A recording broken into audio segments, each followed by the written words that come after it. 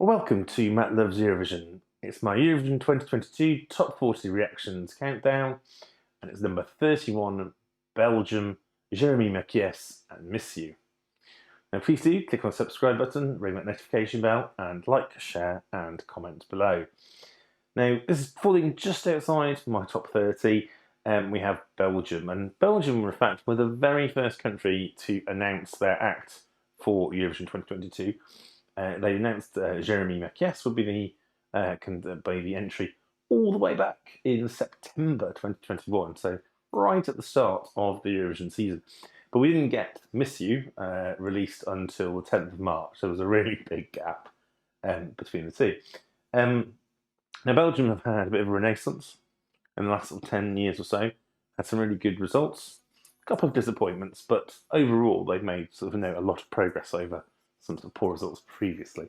So Jérémie here, he is, as is the case with so many of the artists that you see at Eurovision these days, he is a product of a reality TV singing contest. He won the Voice Belgique last year.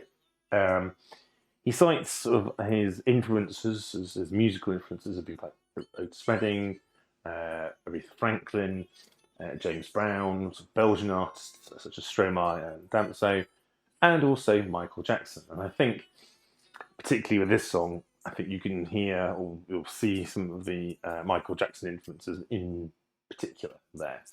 Jérémie is not lacking for confidence. So in his, the live performances he's been giving at the pre-parties have been full of confidence. He's a great live vocalist. But also in some of his tour dates literature, he was putting down where he was going to be, and he included Eurovision in his tour dates as part of his tour dates, including the grand final, which does suggest he has some confidence in reaching the final. And perhaps that's justified from just purely his vocal talent alone and from his performance. That said, obviously you can see that this is in my bottom 5, and the reality is that this is an R&B style ballad, not necessarily my favourite genre. It does feel quite it doesn't feel particularly fresh. It feels quite naughty to me as well. So that was quite that was the decade when you had a lot of this kind of this style of music was very popular.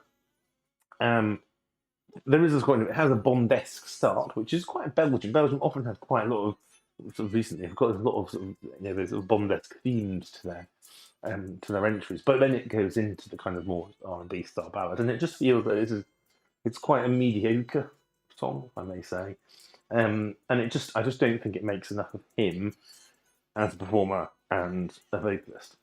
However, I do think that this is something that juries might appreciate and could go for, and actually there could well be a demographic, a public demographic that will like this and will like him and will like the style of music. Just because it's not a very Euro fan friendly genre does not mean that it won't be necessarily popular amongst the wider public. So, you know what, I might have it in my bottom 10, and I know it's not necessarily appearing that high in other people's, but this could still stand, a reasonable chance of getting through to the final. And so join me next time when we will be entering my top 30.